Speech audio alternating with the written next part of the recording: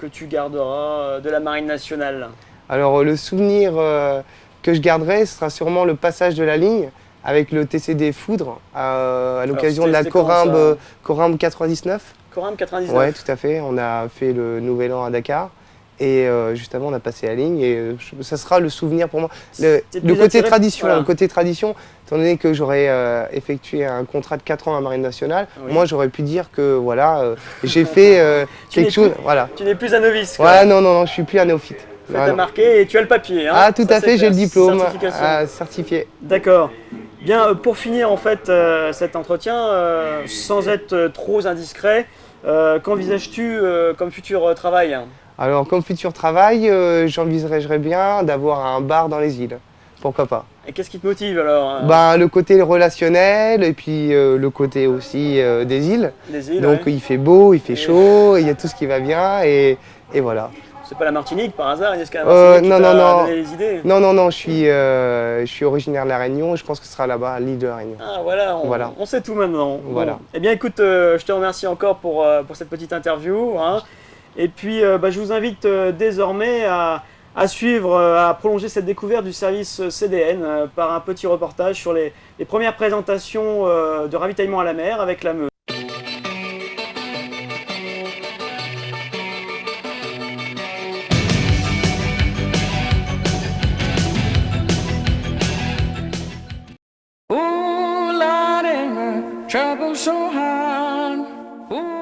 La présentation du navire est primordiale lors d'un ravitaillement à la mer. Au PC Navigation, on suit avec précision la navigation du porte-avions. La réussite de cette présentation résulte du travail de différentes équipes. L'abri navigation est alors le centre nerveux du navire. Les missions de l'équipe de car passerelle sont de s'assurer de la maîtrise des communications vers le ravitailleur et vers les différentes équipes de rames.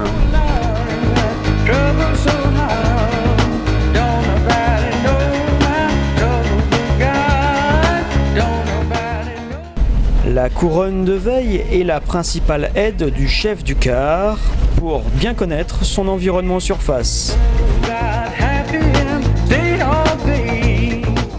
Elle dispose de différents moyens pour assurer la veille surface.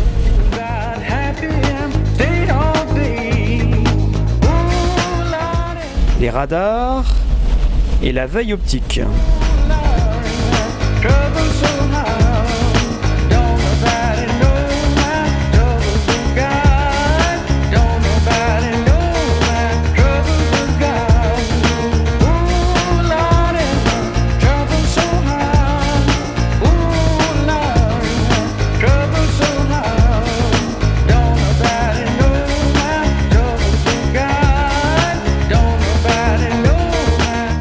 En attendant, les équipes de rames se mettent progressivement en place.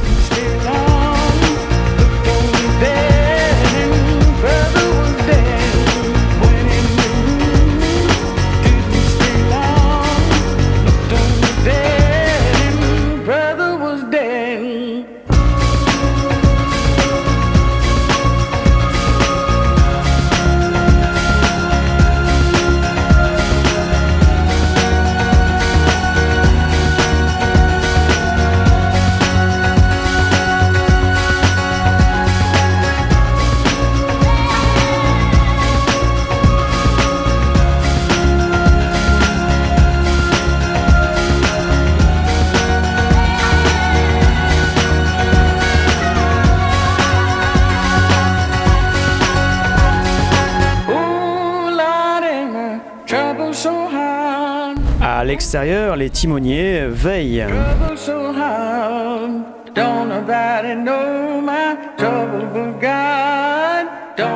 Ils disposent de différents pavillons et de spots lumineux pour communiquer avec le ravitailleur.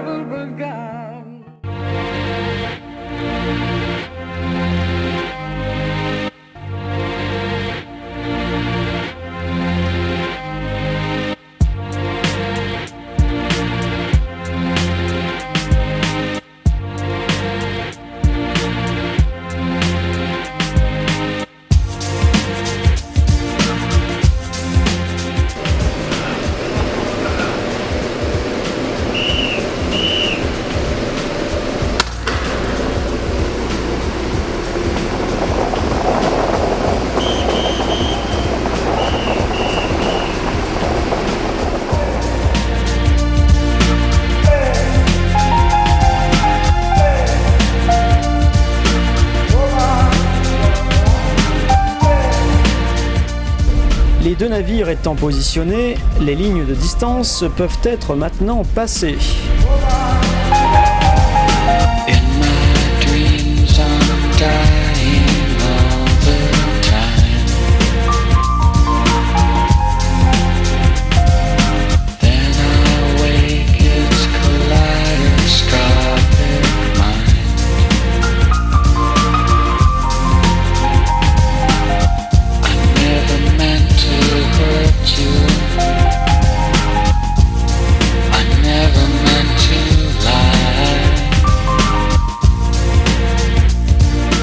Progressivement, le ravitailleur et le ravitaillé gardent leur marque. This is good.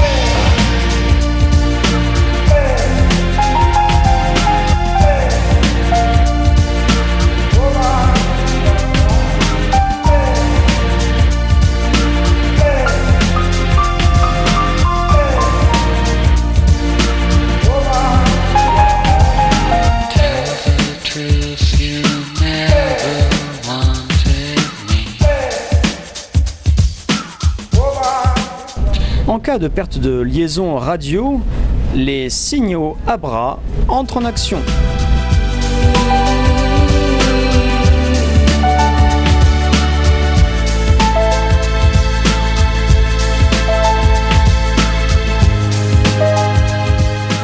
La voie est maintenant libre pour tendre le câble support au flexible de ravitaillement.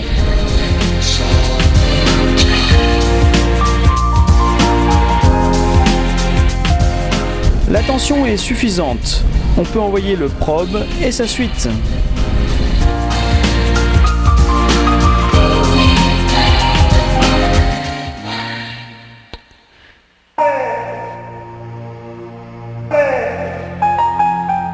La prise est bonne. On peut rompre le dispositif.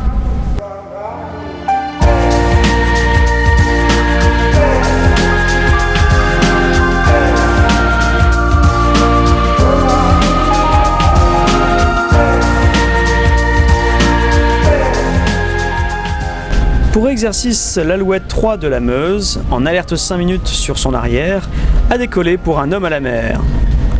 L'homme est récupéré, elle rentre à la maison.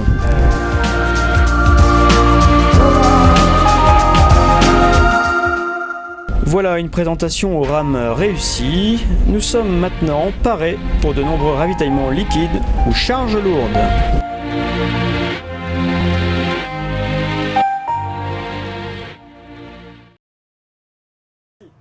Voilà, je remercie le service CDN pour sa sympathique collaboration au magazine et je vous propose maintenant de suivre un petit clip relatif à la timonerie concernant les différents termes, pavillons et autres objets à connaître lorsqu'on navigue quelque peu.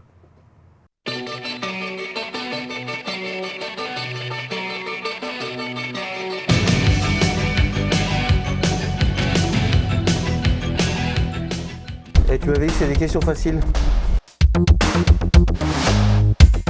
Une règle utilisée pour la navigation. Une règle CRA, ben, c'est une règle qui est gras, quoi. Une règle CRA, c'est une règle qui sert à tracer les routes en navigation. Voilà.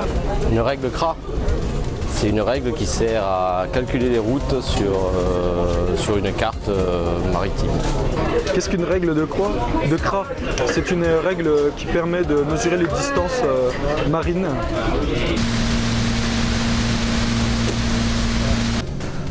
La règle qui permet de reporter les positions sur la carte.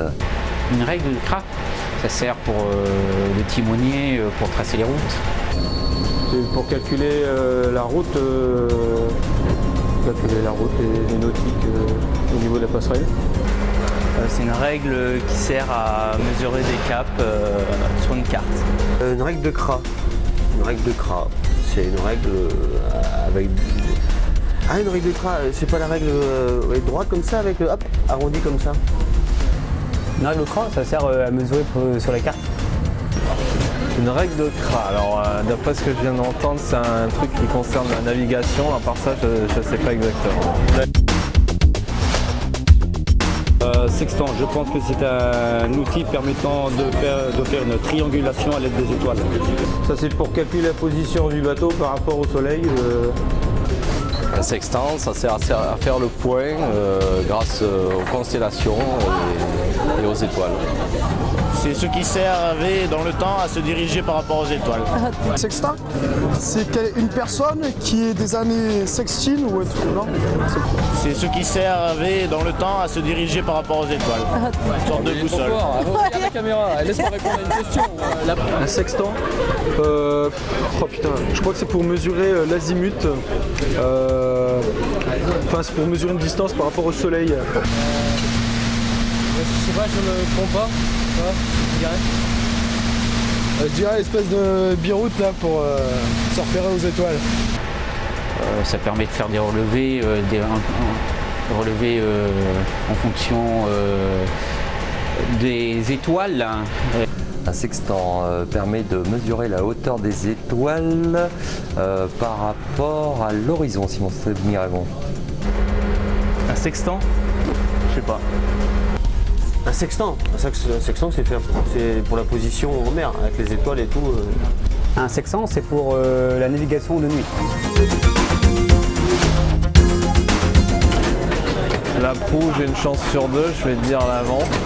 C'est l'avant du bâtiment. L'avant du bateau? L'avant du bateau, l'étrave. L'avant du bateau. L'avant du bateau. La proue, c'est l'avant du bateau. C'est l'avant. Ah oui, c'est l'avant. Ça c'est facile, c'est l'avant. De quoi? Du navire. La proue, c'est l'avant, non? La proue, c'est l'avant du bateau. L'avant du bateau? La proue, c'est l'avant du bateau. Dommage qu'on n'ait plus de figure de proue d'ailleurs. La proue, l'avant du bateau, bien sûr. La proue, c'est l'arrière du bateau. Poupe, arrière. L'arrière du bateau. L'arrière? La poupe, c'est l'avant du bateau. L'arrière du bateau. Arrière, on va dire. La poupe, c'est l'arrière du bateau. C'est l'avant ou l'arrière du bateau? Ça se trouve? C'est l'arrière du bateau. Pas sûr. L'arrière. C'est l'arrière du navire. L'arrière.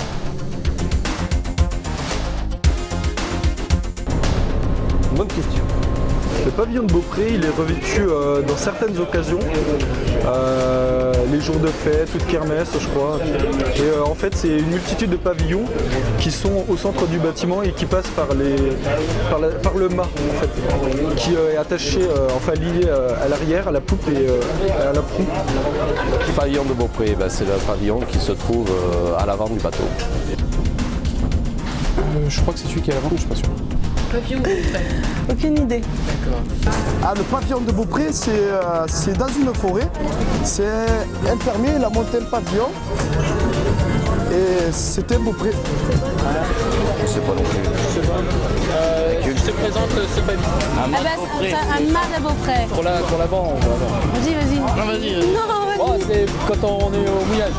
Non, en escale. Pavillon quand on est à quai. En escale. Ouais, Le pavillon de Beaupré se trouve dans la nature, il me semble. J'en sais rien, c'est des trucs de maneux ça. Le pavillon de Beaupré, c'est pas celui qui est devant? Pavillon alpha. Pavillon alpha. Plongeur à l'eau. Plongeur.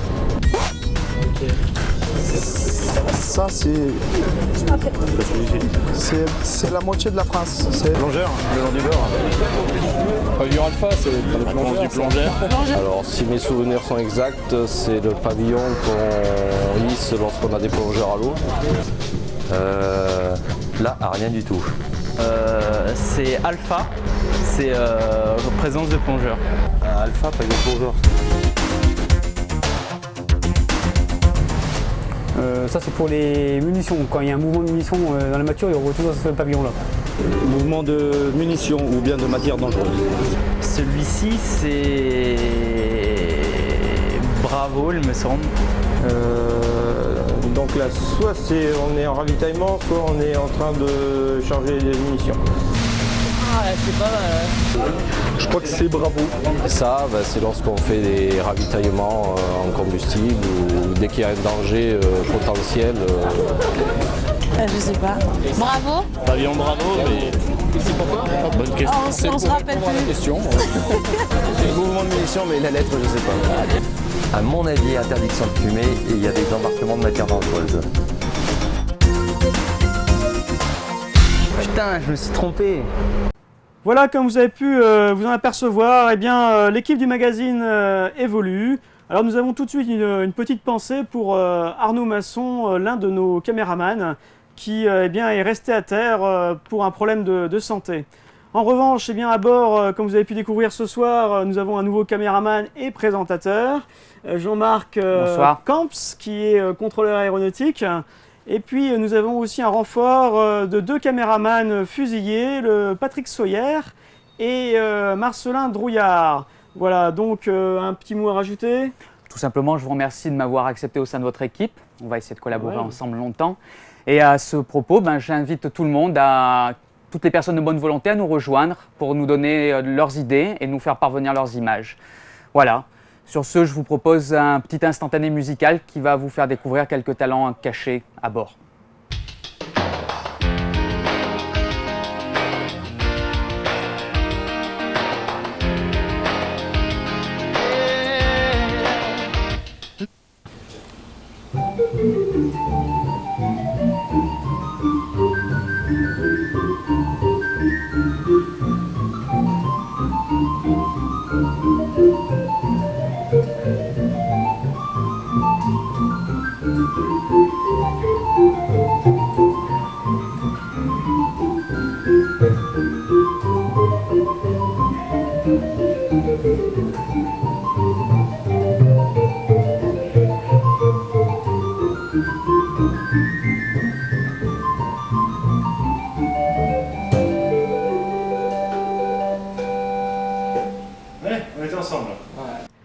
C'en est fini pour ce premier magazine de la mission Héraclès.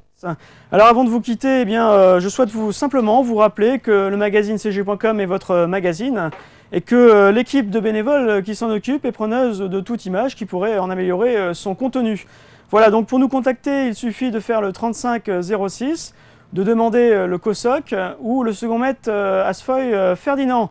Voilà, il ne me reste plus qu'à vous souhaiter une bonne soirée et vous donner rendez-vous pour un prochain magazine la semaine prochaine. De la part de toute l'équipe, à bientôt. Remember we played together.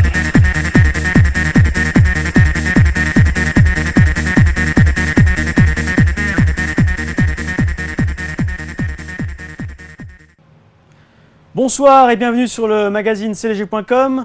CLG.com est un rendez-vous hebdomadaire entre vous, nous et un invité pour faire le point sur votre semaine. Je vous propose tout de suite de découvrir notre édito.